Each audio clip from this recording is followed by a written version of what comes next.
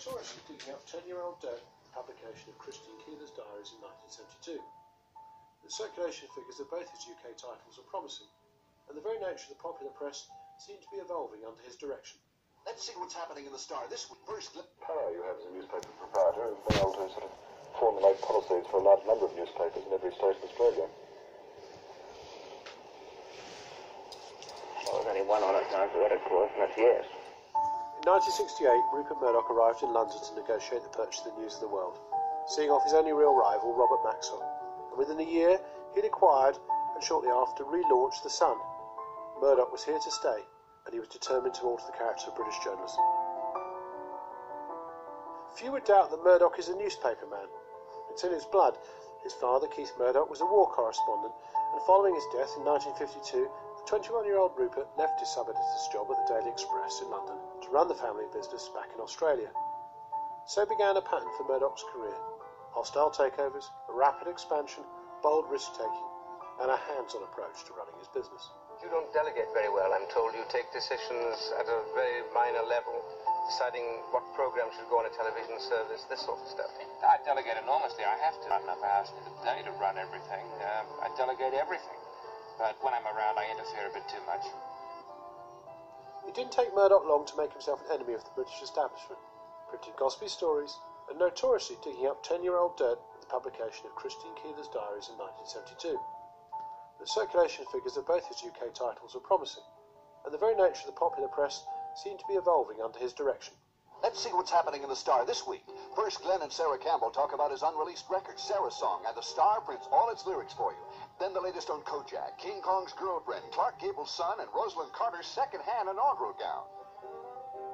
In 1973, Murdoch left Britain, turning his attention to the United States. He soon founded the supermarket tabloid The Star, and later purchased the New York Post. But at the start of the 1980s, perhaps sensing a natural political ally in the newly elected Margaret Thatcher, Murdoch returned to Britain to launch a bid for the ailing Times and Sunday Times. I don't believe that the people who read the Times are any better than the people who read the Sun. I just believe they're different. But I'm very proud of the Sun. On the face of it, this is the establishment's worst nightmare. One of the pillars of British conservatism, run by a man known only for his populist approach. But the alternative was the very real prospect of the Times and Sunday Times falling out of business completely. Obviously, you will wonder what my plans are for the papers. Whatever proposals for progress may be developed, there will be no fundamental change in the characteristics. I am not seeking to acquire these papers in order to change them into something entirely different. Having successfully altered the character of the popular press in Britain, Murdoch set his sights on the industry itself, instigating an audacious shift from his printing plant in Fleet Street to a state-of-the-art facility in Wapping in East London. The new plant was built and developed under a shroud of secrecy and fired into operation when a Fleet Street strike was called in January 1986. Redundancy notices on the printers were served, and the so-called Battle of Wapping began.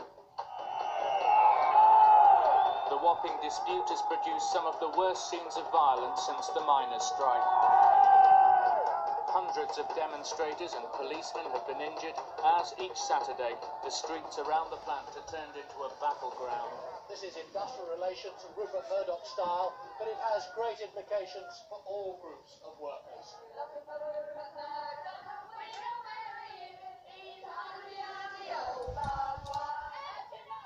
The strike lasted a year, and the fallout broke the back of the Fleet Street trade unions, who were forced to fall into line with Murdoch's working practices and relocate. But by this time, Murdoch had already moved on, setting his sights firmly on the advent of satellite television. 5, 4, 3, 2, 1, BTC. By the end of the 1980s, Murdoch had the bit between his teeth. He purchased 20th Century Fox in America in 1984 and launched the Fox Broadcasting Company the following year. His plans for satellite broadcasting in Britain, meanwhile, had the media establishment reeling. What I get quite angry about with him and his newspapers is the way they continually knock what has gone before, and there was more of that today. He dismissed drama and sport and comedy. I mean, probably never seen Bread or Any Fools and Horses. If the hemorrhage of cash can't be staunched, will you set a time limit on how long you'll take the losses, say 5 years? Oh, of course. Will it be 5 years or 4 years or 6 years? That will depend on its extent. Sky's losses nearly bankrupted him, and he was forced to merge with British Satellite Broadcasting to form B-Sky B. B then staked everything on the newly formed Football Premier League. This bold and ultimately successful move coincided with a shift in thinking in the Labour Party, who were about to concede a good deal of ground to make themselves electable. Old Labour became New Labour. Tony Blair paid court to Rupert Murdoch, and for the first time in decades, Murdoch titles began giving their backing to the Labour Party. Mr. Murdoch, how would you describe your relationship with Tony Blair? A supporter. Rupert Murdoch has always maintained he does not subscribe to one political ideology. His free market, anti-union, anti-establishment, and pro-consumer choice stance places him firmly in the party of individual interest. He's cunning, ruthless, single-minded, perhaps even brilliant, but he's also ageing. As the 90s became the noughties, Murdoch finally began to open the door to his potential successors. First his eldest son Lachlan, then younger son James. You're familiar with the word mafia? Yes, Mr. Watson? Mr. Murdoch, you must be the first mafia boss in history who didn't know he was running a criminal enterprise. Mr. Watson, please. I think that's inappropriate. Mr. Chairman. We're just going home, So what have we seen with the revelations of phone hacking? An organisation with a swollen sense of power and entitlement that has allowed itself to disregard any sense of moral responsibility. The anti-establishment establishment thinks it can do what it wants. Or just an overpowerful company left to graze by its ageing monarch, overreaching and let down by successors charged with I think its he's brilliant, Rupert Murdoch. The Leveson inquiry Very clever and the man. scandal of phone hacking will rumble on, as will News Corporation. The question on Wednesday is whether this is the moment that Rupert Murdoch finds a way to start a fight back. As for my comments, Mr. Chairman, and my statement, which I believe was around the closure of the News of the World newspaper. Before you get to that, I would just like to say one sentence. This is the most humble day of my life.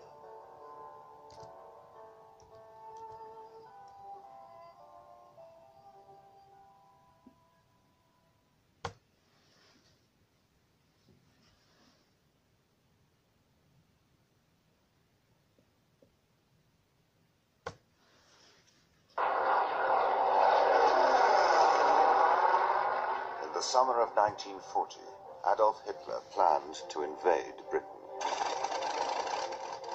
But Germany's Air Force, the mighty Luftwaffe, found itself outclassed by the fighter pilots of Britain's Royal Air Force in an air battle that would change the course of World War II.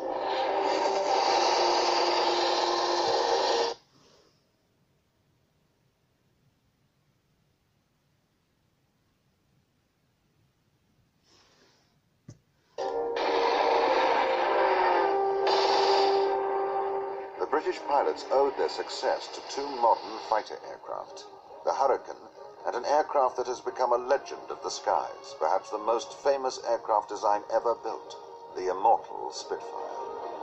It was a dream. You didn't fly it, you were part of it. And yet it could be a lethal weapon. When I first went into combat, it was a steep learning curve. I was very frightened. You had to look behind you about 45 seconds out of every minute, if you were going to live. The important thing is to treat the other person before they see you. Using archive film and color reconstruction, Battle Stations enters the lonely and dangerous world of the fighter pilot on a Spitfire squadron.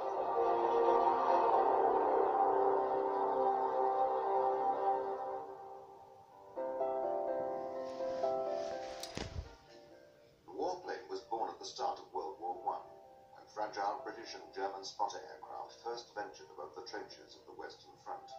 They were made of wood, wire, and canvas. By the end of the war in 1918, air battles involving bombers and fighters had become an established part of modern warfare. But by the 1930s, very little had changed. The aircraft were still biplanes. They were still made of wood and covered with fabric. And they were slow.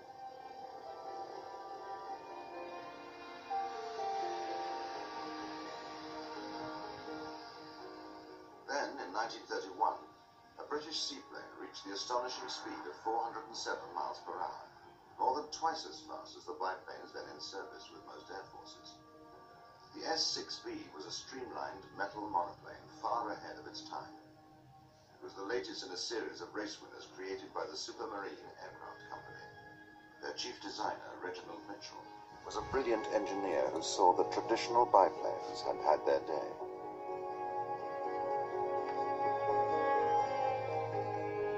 In 1930, the British government had issued an official request to the aircraft industry to submit designs for a new fighter. Mitchell produced an aircraft which stuck closely to the government's brief, but proved to be little better than the biplanes it was meant to replace.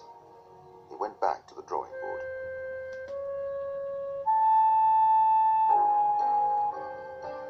Then, in 1933, a new sense of urgency focused his mind.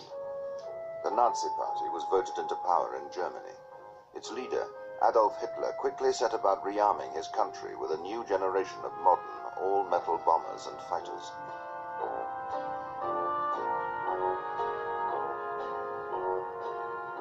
Mitchell became seriously unwell.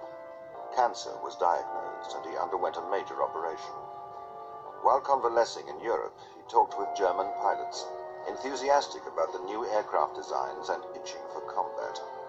He returned home to England, convinced that war was coming, and fired with a new determination to match the best that Germany could produce.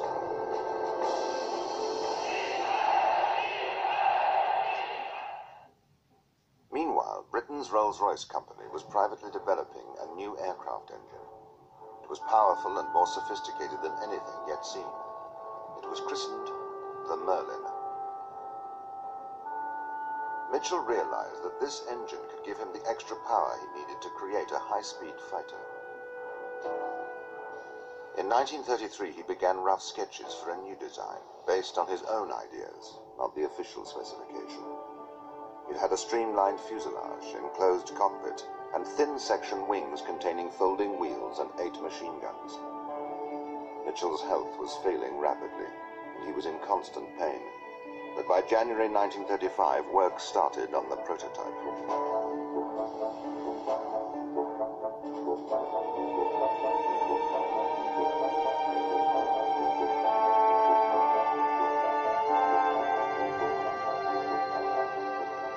In a moment of pure inspiration, Mitchell created the gracefully curved wing shape, which was to become the hallmark of the Spitfire.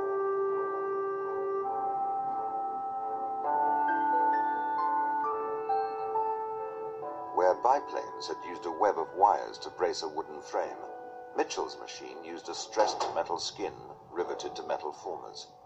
The wings were built up around a laminated spar, its many layers combining great strength with flexibility.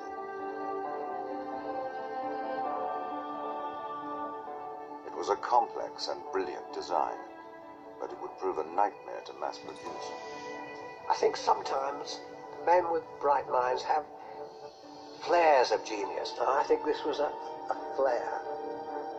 I think he must have been mulling over in his mind how Reginald he could get Mitchell away was from Stoke the on old Trent, biplane where I'm and from. still retain the stress factors for diving, the thrust of guns, the thrust of power and everything else. Reginald Mitchell was Where are you born going in to put Stoke on this? Are you Trent, going to put it in the wings? Are you going to put it in the fuselage?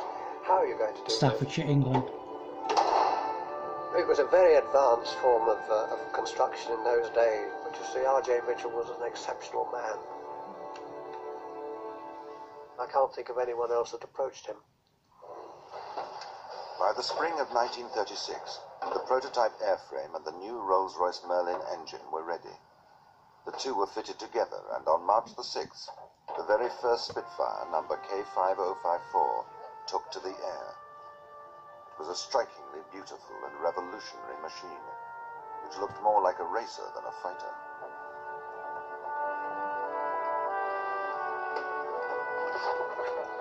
After its initial flights, the prototype was passed to Supermarine test pilot Geoffrey Quill. The cockpit was narrow, but not cramped. The instrument panel was tidy, symmetric, and logically laid out. At once, I felt good in that cockpit.